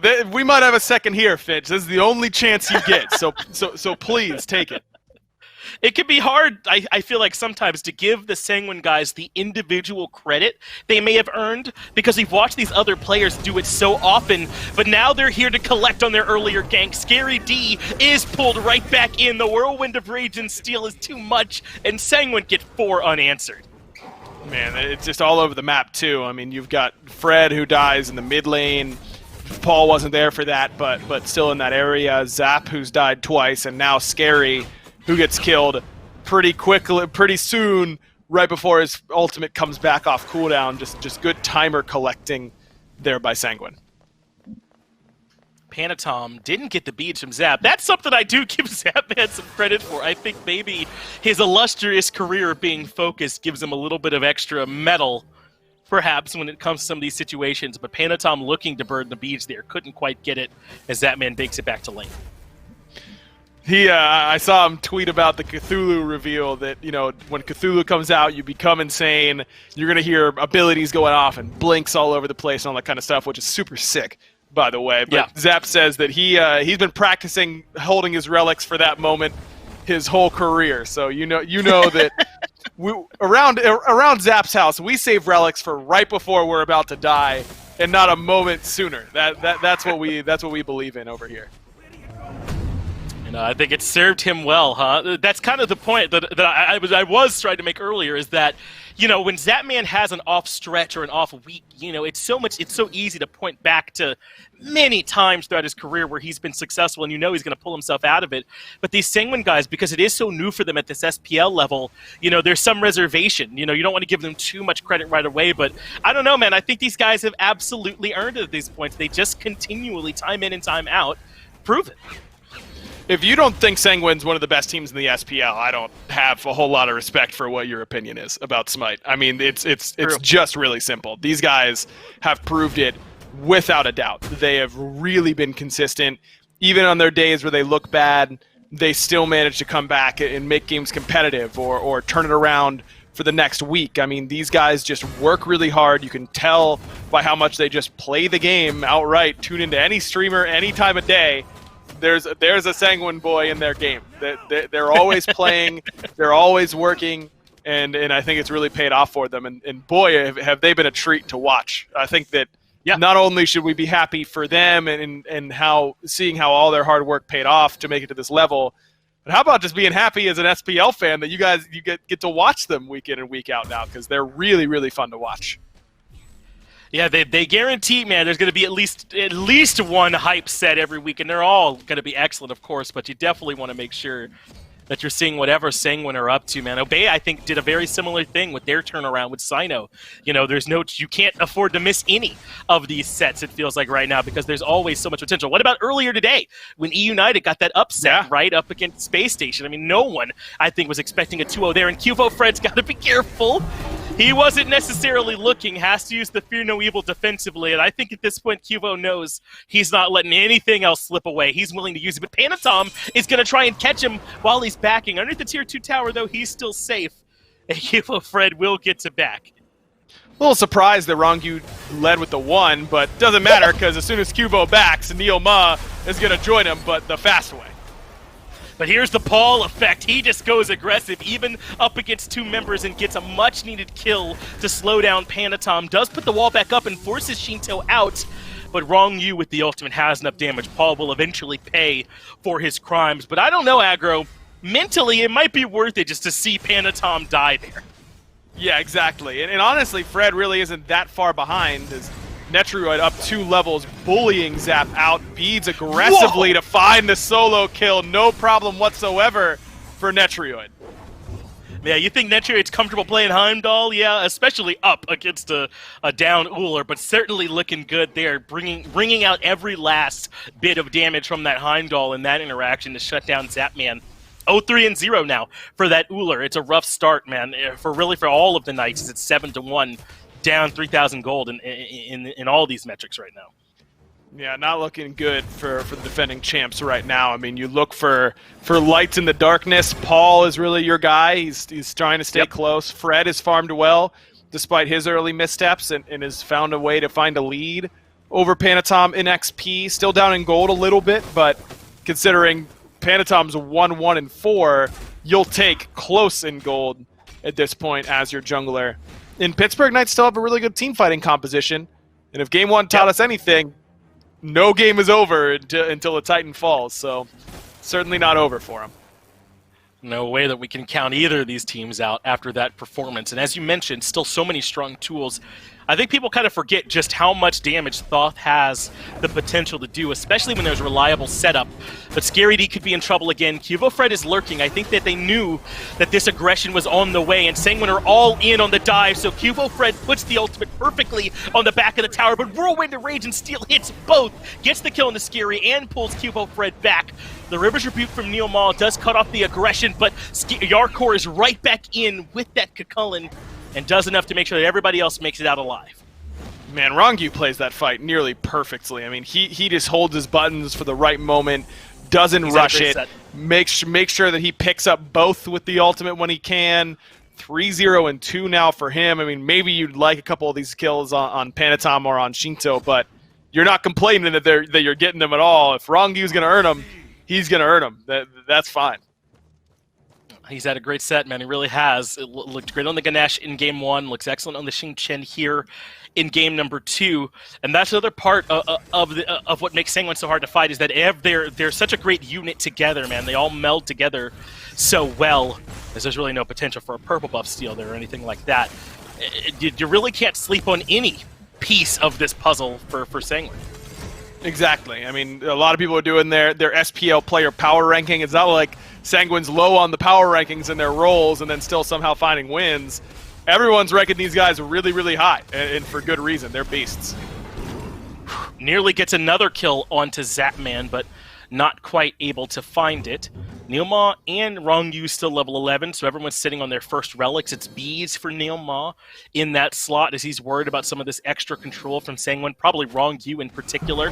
But this could be good. Netroid has to use the beads to get away from Cubo Fred with the Fear No Evil. He was trying to do his purple, but the whole squad of the Knights are here as Netroid baits everybody perfectly. But a great Riptide is even better in response, so Rongyu comes through, grabs Neilma, throws him underneath the Tier 2 tower. Panatom gets Zapman. Neilma will certainly die back there at that positioning, and Cubo Fred is low as well, and where can he run on the wrong side of the map? Shinto gets the kill, Panatom gets a double, and suddenly Sanguine are cleaning up everywhere. Man, if Netrioid had saved that Aegis just a little bit longer, he could have maybe even survived, but what a great ankle break and crossover on the Bifrost. Just completely leaves Neil Ma lost on where he went.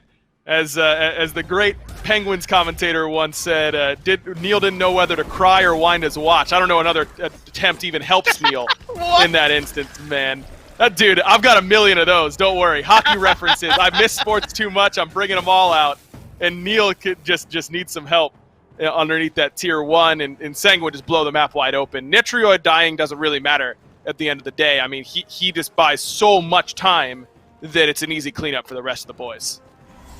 And you say it all the time for mid laners, but it's true for both of these carries. Really, your job is to get all your damage off, and I think what Netroid did in that fight was a perfect example of, if you can just make the most use of all your relics, of all your cooldowns, get that max value out, then your team should be able to clean up for it. That's just what it means when you've already gotten max value, and Netroid really showed that in that fight, man. And it's also what we mean we say Sanguine are just fun to watch. That's a sick play Netroid just made. And now you look at the level disparity, 2 levels in solo, 1 in jungle, 2 in mid, 1 in support and in ADC.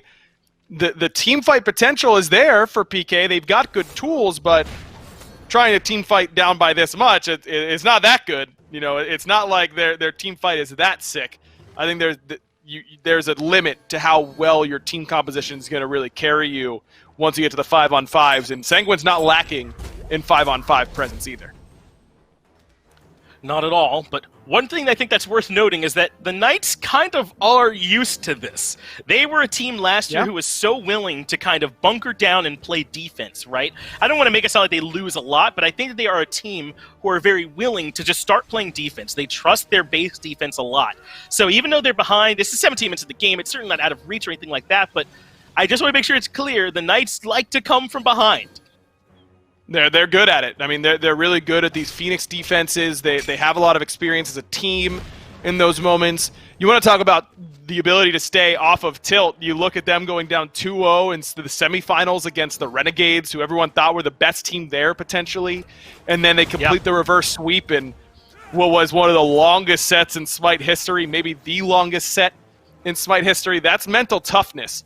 A little different, being at home and being on the world stage for sure, but that potential is definitely there. How many times have Sanguine caught members of the Knights just kind of standing around? Zatman has the beads and Aegis Force back, is in the waiting grasp of Netrioid for another kill, as Sanguine clearly the team right now that's setting the pace here for this match. The Knights obviously were not expecting it. No, and now another reinitiation. Blink in from Yarkor. He's about to transform. Scary. Nowhere for him to go except on a trip around the world. Your first-class ticket bought by Netrioid.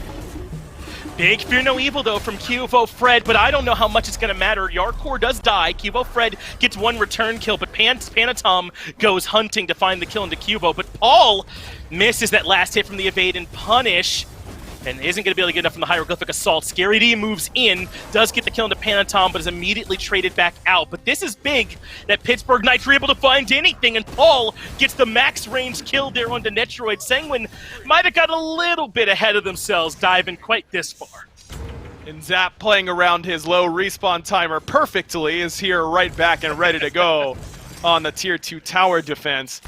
Definitely a bit overzealous there by Sanguine. They had earned the Tier 2, but Panatom going in to finish off Fred means that Paul's able to get a lot of damage off. Paul has been very, very effective in these fights. I mean, he's top player damage in the entire game, and that damage is really, really effective damage. It's not like he's just getting irrelevant poke off a whole lot of times. You're feeling that damage in these team fights. Neil Ma was on a mission just now to get to the red buff. Very confident in the current state of Sanguine after that team fight that maybe he could find a bit more there. I know he didn't end up really getting anything, but those are the kind of plays where potentially that you could. So I like that recognition there from Neil to at least be looking. But Sanguine got to ease it back up a bit, got a little ahead of themselves in that left side Tier 2. It just felt like it took them a little too long to clean up some of those kills. Knights did a good job buying time. They did, and definitely an overextension from them, and Sanguine has to be worried about that. They have to be worried about the fact that they're pretty close to activating the Zapman passive. I mean, 2 or 3 more deaths, and you're looking at ranked Steve, which is not what you want to be staring down the barrel of. Now, how often has Zapman turned 0-5-1 into 5-5-6 and a victory, right? I mean, he very, very comfortably able to do that.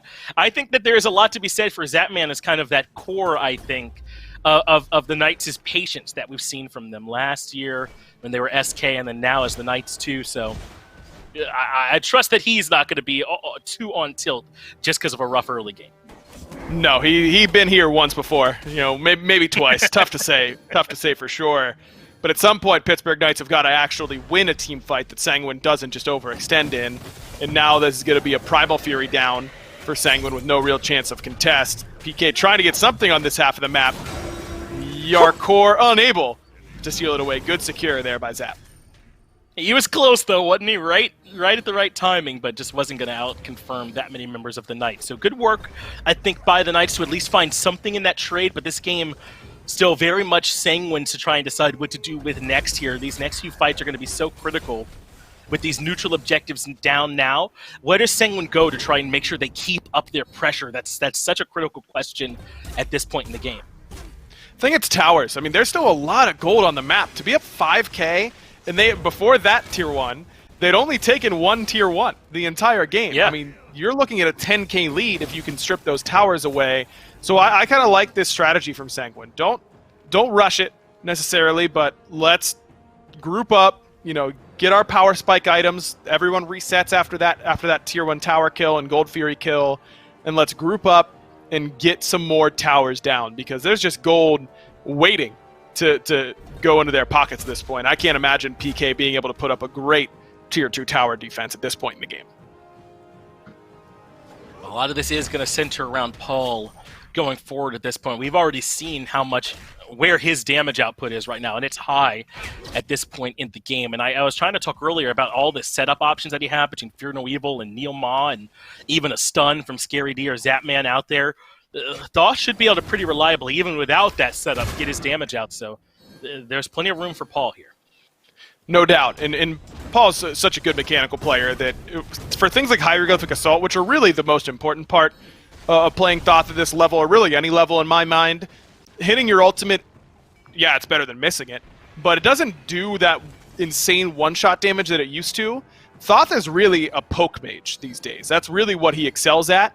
And so landing your hieroglyphic assaults on backliners from a safe distance through their front line, if you can get, out of your 3 shots, you get 4 or 5 connections on members of the enemy team, you're setting yourself up to win, because not only are you dealing damage, but remember, your hieroglyphic assault cooldown goes down whenever you hit an enemy god. So you're going to get it up again, and if again you find 4 or 5 hits off those 3 shots, it's really easy for you to just start a team fight significantly healthier than your opposition.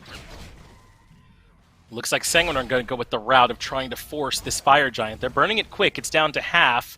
Panatom, Rongu, and Yarkor are in position to set up a front line, but they've dropped the Fire Giant for now. They really are putting all this eggs in winning this team fight basket. It's working so far. Rongu gets Neil Ma. Shinto's somewhat celebratory Taiko drums has been expended as well. So a lot used, but they do get that kill onto Neil Ma, and they come right back to fire. And the Knights are done with it, man. They're heading right back to base. Yeah, Neil dying that quickly. I mean, he had beads, didn't use them that entire time. He got CC chain knocked up twice, it looked like, and then just decided, yeah, I'm not going to be able to get out of this anyways. May as well hold on to the purification beads. But with the relic dagger, I mean, you kind of got to be pretty liberal with that beads usage in that moment. And I think that's one of the things that's tough sometimes for frontliners, is knowing how to use these beads at the right time. And Aegis, I mean, they're used to shelling and frenzying and horrificing. It's a little bit different to trying to save your own life than your team's. It's interesting. I wonder just how safe it must feel to have beads when normally you have nothing. And you kind of just have to take it most of the time. They must feel like, oh, I'm fine. I got beads. I can get out here at any point. Something like that. But no way they ever hit me, the guy with beads. Like, no chance. They would be fools to do that. But yeah, you're still the support at the end of the day, and you're still level 15 in comparison to level 20s across the board for the damage dealers of Sanguine. Well, where is Sanguine going to head now? The right side Phoenix is the one that's exposed, but you mentioned earlier about how there's still towers to go grab and free lead, essentially, to go take advantage of if they're able to go grab those. So I wouldn't be surprised if they spend some time kind of tidying up, it almost feels like, right? Cleaning up these tier 2 towers off the map and laying their groundwork for one of these proper Phoenix sieges. We talked about how strong Thoth is as a poke mage. He's strong on these base defenses, too, because of that exact same reason. So if Sanguine want to make sure they're dotting their I's, crossing their T's, going about this the right way, I think that's the right mentality, because Thoth can punish you. So annoying to siege against Thoth, man. I mean, it's just like there's no world where you can hit him where he can't hit you. Like, he just always has the upper hand on those Phoenix sieges. But maybe we just outright one-shot him, and then we don't have to worry about it. That's a good plan, Panatom. Yeah, not bad. That relieves a lot of the pressure I was just worried about if we could take Paul out of the equation early. So now Sanguine can freely push down this tier 2 tower in left. And it looks like even though right side Phoenix is exposed, they want this more valuable left Phoenix, and Knights don't have their best tool for defense. Just impossible when Paul is by red. I mean, he's just dead as soon as he steps up that far, just like Zap is by being anywhere on the map. Wow, Sanguine are playing clean right now, aren't they? They get to both backline carries really before the fight has even started. That should make their work on the left side Phoenix so much easier at this point. They do burn that Phoenix down pretty low, trying to step forward to Scary D, but he gets pulled back into, has to use that Fatal Strike just to get out of there defensively. So Sanguine start to surge forward. They're not ready for an end call yet. There's still a tier 2 tower up, but this has been really clean from them so far. Takes them a little bit of extra time here because of that tier 2 tower. They can't just walk straight into the mid lane Phoenix and take that, but Primal Fury's up. That's going to push their lead above 10k. Just really, really clean play from them. Outside of the one maybe superfluous dive on the duo side tier 2, Sanguine has not made a whole lot of mistakes. Well, you said how much this is a team that kind of likes to play with momentum. I think that we saw a little bit of the downside of that on the Tier 2 Tower Siege when you kind of feel like you just can't be stopped and maybe you step a little bit out of line. But at this point in the game, when they're 10,000 gold up, I think that there's nothing but upside to their ability to play very well when the wind's blowing in their direction. So especially with how cleanly they got the left side Phoenix too. With 22 seconds left though on the Fire Giant, they'll probably slow down some of their pressure though and start to get ready for this next FG. I mean, they've got nothing to worry about at this point. I mean, Paul is really going to be resigned to clearing those left side waves, I imagine. Not going to be able to step up and start to step to you at Fire Giant. Your full build basically across the board here. If you're Sanguine, only Rongu still needs an item to finish off his full build instead of that Blessing. You're talking about what your guys are ordering from Chipotle tonight. I know those are big. That's a big thing for these boys. Going to Chipotle after dubs. It looks like they'll be having some burrito bowls pretty soon. Pittsburgh will go grab that tier 2 tower over there and left, but at this point, Sanguine, barring some sort of critical mistake, if you're up 11,000 gold, it would take a critical mistake from the team with that lead at this point. They're feeling pretty comfortable. Still, though, haven't gotten this tier 2 tower. They're not even going to worry about it for now. They're just heading over towards to be ready for the Fire Giant. They've got a right side wave pushed up too, which is great timing for them if they want to push alongside it after this Fire Giant comes up. But it looks like the Knights are at least considering being nearby for the defense. They send a couple members out, but still, they're not that close. PK did a really good job of pushing that left side wave. I mean, they pushed it above the Sanguine's purple, so that they don't have to worry about those fire waves for at least a minute and a half. But that, do you wait that really just enhance? I think I would if I'm Sanguine. Yeah, because you have Heimdall vision. He just pops his one, and you know if anyone's even thinking about contesting. So you have so much more vision control than you would even normally. I think I would wait for it here. It does mean that left side Phoenix is going to come up sooner rather than later. But I think that this is right. Just let Ronnie tank it up for 20 seconds and then finish it off for that extra buff. But PK, wise, steps up and just forces the hand of Sanguine. I think that is good, as long as they can get out without losing much more. And right now, that looks possible. Scary D has this last Riptide to get him out of range. So yeah, that is heads up. If that's what the Knights were doing, was trying to make sure they couldn't get the wait on the enhanced one, then that's a great call by them, because Sanguine certainly were going to wait. But they're now grouped up in right. They've got everything except the blink for Yarkor at their disposal for this push. Now, no one from Sanguine went to push that mid wave, and so you can't really threaten this mid Phoenix at the same time. Smart from Yarkor, proxy this. This means that eventually your wave will take the tier 2, but you don't want to wait and let this left side Phoenix respawn while you're walking up mid lane on a tier 2. That doesn't matter. This puts the most pressure on somebody to clear really far away from you as you're sieging right. Wrong Yu does find beads with his ultimate, but not much else. Shinto has to use the Thunder Crash to get away from the River's Rebuke, but there are minions already pouring in and starting to smack this Titan. Sanguine, though, still in position to start regrouping and resieging the right side Phoenix. It's low, still hasn't fallen. Cubo Fred's Fear No Evil does hit just about everyone. Shinto makes it out of there, but Cubo Fred continues the chase and gets the kill. Yarkor, though, shuts down Zapman. Cubo Fred falls as well. The right side Phoenix is down, and this fight pretty heavily starting to favor Sanguine. Scary D just got done with his wild ride, his trip through Muspelheim. I forget exactly all the realms that they send him through, but I know where he's ending, and that's going to be the grave. Sanguine now, with the 4v2 advantage, should be able to just take the Titan. Yeah, this one, I mean, it isn't that often that Sanguine just steamrolls early, but when they do it well. They ride that momentum well, and this was a good example of just that. Paul's going to make some plays, but ultimately Sanguine has been in control of this game from minute 3, 4, 5, somewhere in there. Yeah. It was kind of easy going. I don't know why, but I feel like this might be Sanguine's biggest win yet. I mean, I know they faced slightly tougher opponents in the standings or had closer games aggro, but the Knights were hot coming into this, and those were 2 really big wins.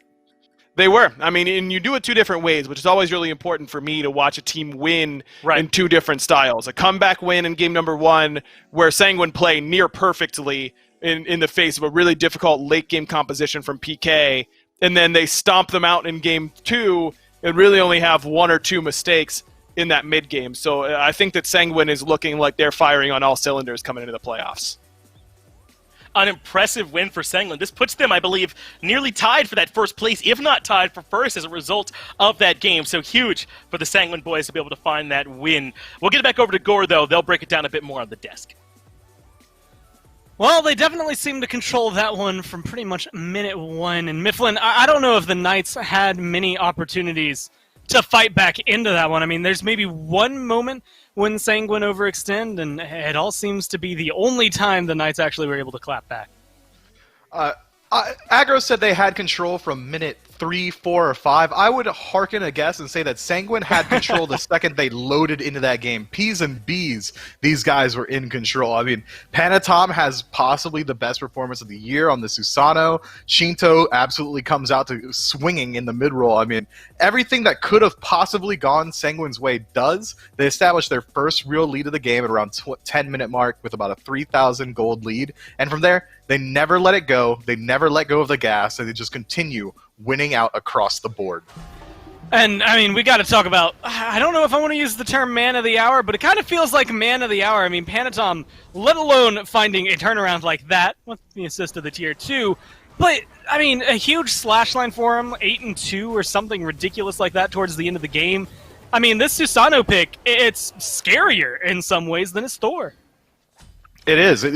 He becomes a solo agent. Thor is a little bit more reliant on the rest of his team to follow up. He lands the Anvil of Dawn. He's like, okay, where's my mage at? Drop a Kraken or something. Whereas Panatom on Susano says, I'm going to go in, I'm going to pull him, and then maybe I just killed him myself. You guys do whatever you want. And he absolutely does that non-stop for the entirety of the game. Everywhere Panatom goes, a lead for his team followed. Hey guys, you mind if I just kill everybody on the Knights? I think it sounds pretty good for everyone on Sanguine. And that one, I mean, there was almost no chance to clap back. If you're the Knights, if you're looking into the future, what do you take out of that set? Not just game 1, but maybe even more so game 2. Well, normally when we see games like Game 2, we like to say, oh, well, that's the easiest one to just go ahead and put behind you. You get washed out in the early, couldn't do anything, just put your eyes on the next one. Well, unfortunately for PK, that was the last one today. The only thing that you can really glean from Game 2 is maybe don't let Sanguine stomp you out in the early. They don't do it often, as Aggro highlights, but when they do, it's pretty clinical. You're going to have to bring a little bit more strength to your early game. Outside of that, PK just kind of get outplayed in the late game of game 1. If I'm Zapman or anyone else on that roster, I'm looking at this set and I'm saying, oh, well, maybe I just don't ever think about it ever again. Yeah, for a late game team, quote unquote, that we have them labeled as, Sanguine definitely controlled that one from early on. Even though he has wrong in his name, they played so right. Finch is standing by right now with wrong you. Gore, don't throw to me like that. There's no way I can follow that up. Wrong you. How are you doing, my man? You guys have got to be feeling great after such a big win. And personally, I want to start with you. I feel like this might have been your best set yet, all phase. Do you agree with that first? And what do you think happened that gave you such a strong performance? Yeah, I think it's the consistency of playing every day, because I'm playing more ranks with Nitroid, because back in the day I wasn't playing with anyone because I didn't have enough MR. So now I'm playing with Nitroid and I'm with a big queues, so I think I'm getting like the level. I'm grinding, so I think, yeah, this is my best set so far. Well, don't worry, man. We are seeing the results happening here on the battleground with your performances. Talk to me a bit about Game 1 then, because you guys were behind, maybe not heavily, but you were behind in terms of the late game comp. They had a Kali, an Aphrodite, and a Kepri. Were you all worried at any point that if the game went 40 minutes, you might not be able to win? Yeah, I mean, since picks and bans start, we 100% knew that Paul was picking Aphrodite, and we were like, yo, Panera, pick something that you can one-shot them because they're going to pick Aphrodite. And I kind of throw the game when they picked me because I saw the Uller, but I didn't see the Kali was coming behind our backcamps, and she picked me, and they did fire, and our lead went to that. So I was feeling bad because I kind of threw that, but I think we managed how to teamfight like every single game. Hey, well, even if you got picked earlier, show them some of those Dharmic pillars. That'll get you back in their good graces, man. That was an excellent Game 1. What about Game 2? Because that's not the way that you all traditionally win games, by kind of snowballing your big early lead. I think it's important that you guys show people you can win that way, too. Yeah, I mean, in the early game was kinda probably PK's fault more because they were just doing some bad plays. Cubo for diving, Subman jumping in lane. It was kinda weird to be honest, but we take those. And I believe that this does put you all tied for first, if I'm not mistaken, at least record-wise. I know that this has been an impressive season. There's no way you all could have expected to go this well, but what does it mean for you to, as the season's just about to wrap up, to be doing this well? I mean, it's a lot because we didn't qualify for MSI 2 years ago, I think, because Jarko couldn't get a visa. So now being like qualified for MSI, it's pretty good. So we just wanna play the MSI and get to the finals and see what happens. All right, man, you all have been an absolute treat to watch. I hope you guys keep grinding and showing us these excellent performances like you have here. Congrats on the win. I got to get it back over to Gore, though, and have him close the day out. Thank you. Well, they're not only qualified right now, but they're maybe even fighting to be guaranteed top 4 if they can stay up here in the top 2 slots, and that's where they are right now, Mifflin. I mean, just a lot of wise words, I think, coming out of Sanguine, but the way this week has gone has been pretty interesting. 2 teams up there now at 9-4, just behind them, 1 game unplayed, 8-4. It's going to be Ghost Gaming. And unfortunately for the Knights, that loss does knock them down a couple pegs. They were pretty close to being up there in that conversation of tied for 3rd, and maybe even pushing themselves into the top 2. But as of right now, they're 7-6. Radiance, United very specifically, along with Renegades, still trying to fight for that 6th place spot in order to find themselves a trip to those playoffs that are going to be coming up. Well, and actually just a little over, well, not just a little over a week, but with 1 more week of regular play, they don't have much left, and this has been the week so far. Tomorrow, Renegades play Radiance. Almost not necessarily a must-win, but realistically, they need to put some wins on the board. And then Obey go up against Ghost. Is there anything that stands out to you here? I mean, both sets should be highly impactful. Obey, largely going to be out of contention for the playoffs, so maybe a little bit less tension there, but I love watching these guys play. Every single game is a potential upset if Obey is loading in. I'm really keeping my eyes on that Renegade set, though, because they need that dub if they want to make it into the playoffs. And it's something I got to talk to him about yesterday when it came down to it, and that was the fact that Renegades, depending on the day that you decide to pick, they're either going to get 0-2 or potentially 2-0. We'll have to see what's going to happen then. But from Mifflin, myself, the casters, everyone back in production, that's the SBL for today. So thank you so much for tuning in. We'll be back tomorrow at 3. Go ahead and peach.